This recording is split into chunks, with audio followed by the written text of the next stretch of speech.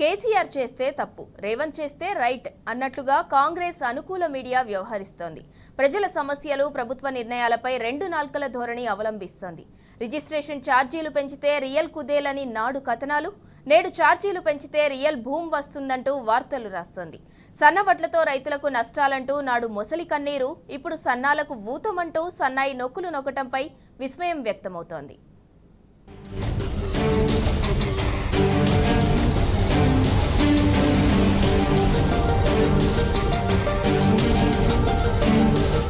సన్న రకం వడ్లు సాగు చేయండి అని కేసీఆర్ ప్రభుత్వం 2020లో ప్రకటించింది.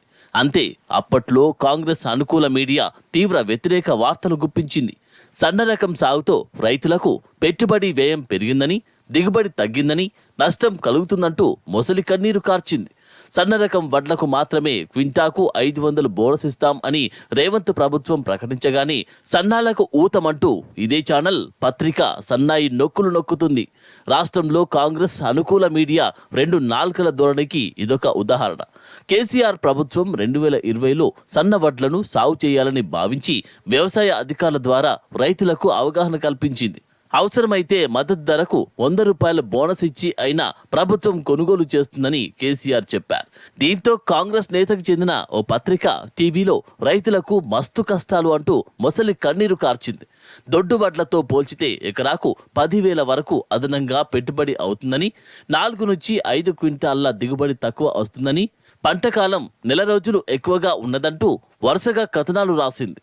తాజాగా కాంగ్రెస్ ప్రభుత్వం సన్న వడ్లకు మాత్రమే 500 బోనస్ ఇస్తామని ప్రకటిస్తే ఇదే మీడియా సన్నాలకు ఊతమంటూ సన్నాయి నొక్కులు మొదలుపెట్టింది. బోనస్ ప్రకటనతో రైతులు సన్నాల సాగు వైపు మొగ్గు చూపుతారంటూ వార్తలు వడ్డించింది.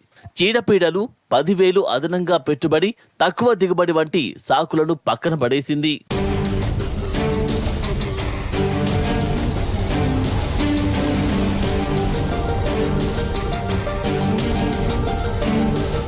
ఇక సీఎం రేవంత్ రెడ్డికి అత్యంత ప్రీతిపాత్రమైన మరో మీడియా సంస్థది ఇదే వ్యవహారం. కేసీఆర్ ప్రభుత్వం గతంలో రిజిస్ట్రేషన్ ఛార్జీలు పెంచిన సమయంలో వ్యతిరేక వార్తలను గుప్పించింది. తెలంగాణ రాష్ట్రం ఏర్పడిన తర్వాత 7 ఏళ్ల పాటు రియల్ ఎస్టేట్ రంగాన్ని, భూముల ధరలు విపరీతంగా పెరిగిన తర్వాతే కేసీఆర్ ప్రభుత్వం రిజిస్ట్రేషన్ ఛార్జీలను సవరించింది. తర్వాత మరోసారి సవరణ చేపట్టింది. ఆ సమయంలో సదరు పత్రిక రాష్ట్రంలో రియల్ ఎస్టేట్ రంగం కుదేలవుతుందని, క్రయ విక్రయాలు పడిపోతాయంటూ వరుసగా కథనాలు గుప్పించిందని బీఆర్ఎస్ నేతలు చెబుతున్నారు. తాజాగా రాష్ట్రంలోని భూముల ధరలు, రిజిస్ట్రేషన్ ఛార్జీలను సవరించాలని సీఎం రేవంత్ రెడ్డి ఆదేశాలు జారీ చేశారు. మరుసటి రోజే ఆ పత్రిక ధరల పెంపుతో రాష్ట్రంలో రియల్ ఎస్టేట్ రంగానికి కొత్త ఊపు వస్తుందంటూ ఆకాశానికి ఎత్తేసింది.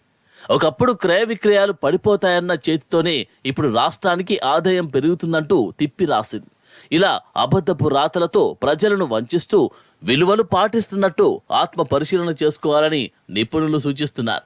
దీన్ని బట్టి కాంగ్రెస్ అనుకూల మీడియా కేసీఆర్ ప్రభుత్వంపై ఉద్దేశపూర్వకంగానే విష ప్రచారం చేసిందని తెలంగాణ వాదులు మండిపడుతున్నారు.